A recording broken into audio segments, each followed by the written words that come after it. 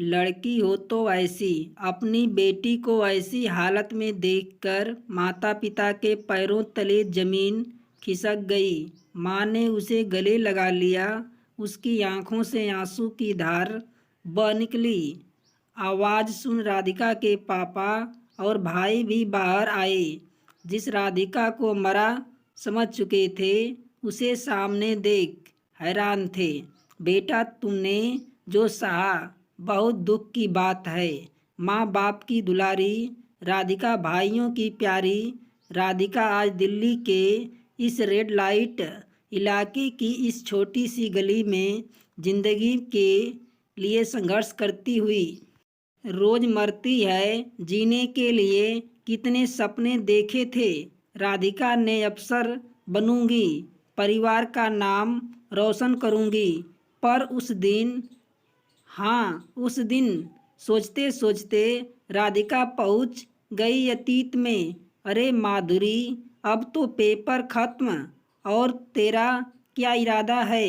आगे 10वीं बोर्ड का आखिरी पेपर देकर लौटते राधिका ने अपनी सहेली माधुरी से पूछा। अभी तो मौज करूंगी यार, इतने दिनों से पढ़ पढ़ कर बोर हो गई। तू बता, तेरा क्या करने का प्लान है? माधुरी बोली, मैं तो कोचिंग शुरू करूंगी। मुझे अफसर बनना है तो मेहनत तो अभी से करनी होगी, राधिका ने कहा। तभी एक कार उसके सामने आकर रुकी और उसमें से दो जोड़ी हाथ राधिका को खींचने लगे।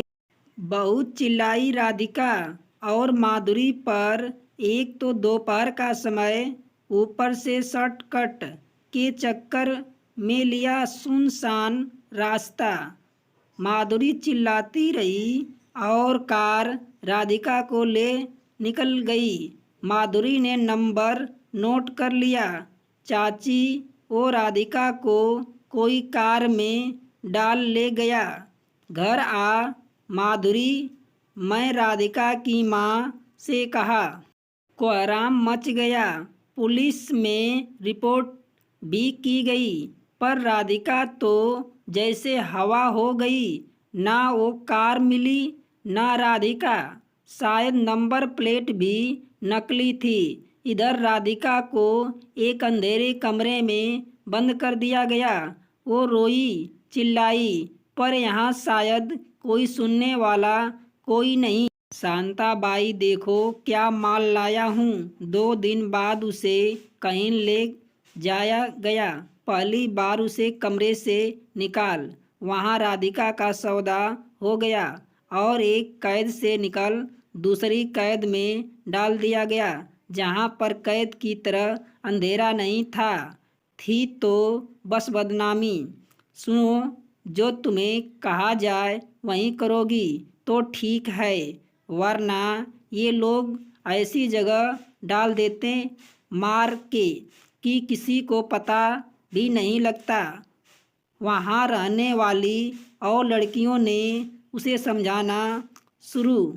मैं राधिका ने शुरू में विरोध किया, पर जिस्म की मार और पेट की भूख कब तक सहती। आखिरकार टूट गई और जो उन लोगों ने कहा सब करने लगी। चुपचाप कर रोती, पर सामने खुश रहने का दिखावा करती। आज 3 साल हो गए राधिका को यहाँ आए। उसका व्यक्तित्व बिल्कुल बदल चुका था। राधिका नहीं, मेघा है, पर कहीं ना कहीं राधिका जिंदा है। उसके अंदर उसने मरने नहीं दिया। भले मर मर कर जी रही हो। एक उम्मीद का छोटा सा दीपक जला था उसके अंदर कि वो यहाँ से निकल जाएगी कभी तो। वहाँ सबकी चहेती बन चुकी थी मेघा, क्योंकि अपने व्यवहार से सबका दिल जीत लिया था। आज जाने भगवान को राधिका पर दया आ गई, जो उसी मुराद पूरी होती नजर आई। उसे उसके हाथ में मोबाइल जो लग गया। जाने किसका मोबाइल था, शायद शराब के नशे में कोई गिरा गया। हेलो साहब, मैं दिल्ली की रेड लाइट एरिया की आखिरी गली से बोल रही हूँ। यहाँ बहुत सी लड़कियों को उठाकर लाया गया है उनसे गलत काम कराने को। उनमें बहुत सी बड़े अफसरों की बेटियाँ भी हैं और शायद किसी मंत्री का भी। राधिका ने फ़ोन कर कहा। मंत्री और ऑफिसर की बेटियों का उसने झूठ कहा क्योंकि जानती थी ऐसे तो कुछ नहीं होगा। 3 साल में इतना तो जान गई थी कि ये बात सब कुछ पुलिस वालों के सर पर चलता है। पुलिस के रेड पड़ने से पहले राधिका ने सब इंतजाम कर लिया था। जो रुपए पैसे गहने थे सब समेट लिया। और पुलिस का शोर जैसे ही मचा, छत के रास्ते से निकल गई। वहाँ साड़ी से रस्सी बना पहले ही टांग दी थी। उसने पीछे मुड़कर भी नहीं देखा। उसने भागती चली गई। स्टेशन पर पहुँच पहले गाड़ी में बैठ गई। वहाँ से दूर निकलने को कई गाड़ियाँ बदलते मुंबई पहुँच गई।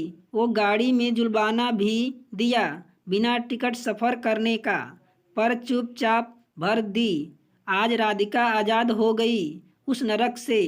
पर अब क्या घर जा नहीं सकती थी क्योंकि उसकी बदनामी के छींटे भी साथ जाते उसके। तो अब उसने अपने लिए कपड़े खरीदे, उन्हें बदलकर कॉलोनी में एक ठिकाना ढूंढने लगी। पुराने कपड़े उसने कूड़ादान में डाल दिए। पैसे उसके पास थे काफ़ी, लेकिन वो किसी के निगाह में नहीं आना चाहती थी, इसलिए कॉलोनी में कमरा लिया। कॉलोनी के कमरे में बैठी वो आगे की योजना बनाने लगी। भले उन लोगों के घरों में बर्तन सफाई का काम कर लेती, पर उसकी ज़िंदगी में नहीं लौटेगी। आंटी, मुझे यहाँ ट्यूशन के बच्चे मिल सकते हैं क्या? उसने कॉलोनी वाली से पूछा। आंटी को उसने यही बताया कि किसी लड़के के चक्कर में वो घर से भागी, पर धोखा मिलने के कारण वापस नहीं गई। मिल तो जाएगा, पर इधर पैसा कम मिलेगा, गरीब लोग हैं ना, आंटी बोली। चलेगा आंटी, राधिका बोली। राधिका ने छोटे बच्चों को ट्यूशन पढ़ाना शुरू कर दिया। आंटी ने उसे आसपास की सोसाइटी में भी कुछ बच्चे दिला दिए जिन्हें वह घर जाकर पढ़ाने लगी। धीरे धीरे जिंदगी पटरी पर आ गई तो उसने भी पढ़ाई शुरू कर दी। आज राधिका अफसर तो नहीं, पर एक स्कूल की अध्यापिका जरूर बन गई। पूरे 8 साल हो गए उसे घर छोड़े। अब एक बार अपने माँ बाप से मिलने जाना चाहती है। उन्हें सब बताकर अपने दिल को हल्का करना चाहती है।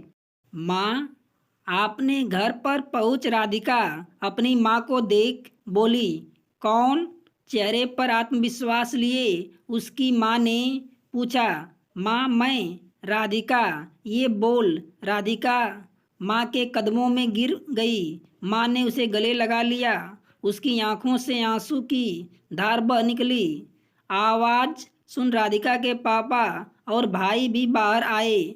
जिस राधिका को वह लोग मरा समझ गए थे, उसके सामने देख हैरान थे। पापा, मैं सिर्फ आप सबसे मिलने आया हूँ। राधिका ने अपनी कहानी बताकर अपने माँ बाप से कहा, बेटी, तुमने जो सहा बहुत दुख की बात है। फिर उसके बाद जैसे तुम यहाँ से निकली और मुकाम बनाया अपना, वो काबिलियत तारीफ़ है। हम तेरे साथ हैं, जमाने की परवाह नहीं हमें। दोस्तों, भले यह कहानी काल्पनिक है, पर बहुत सी लड़कियां राधिका जैसी होती, पर हमें हिम्मत नहीं होता उस जगह से निकलने की। दोस्तों, यदि कहानी अच्छी लगे तो लाइक शेयर सब्सक्राइब अवश्य करना।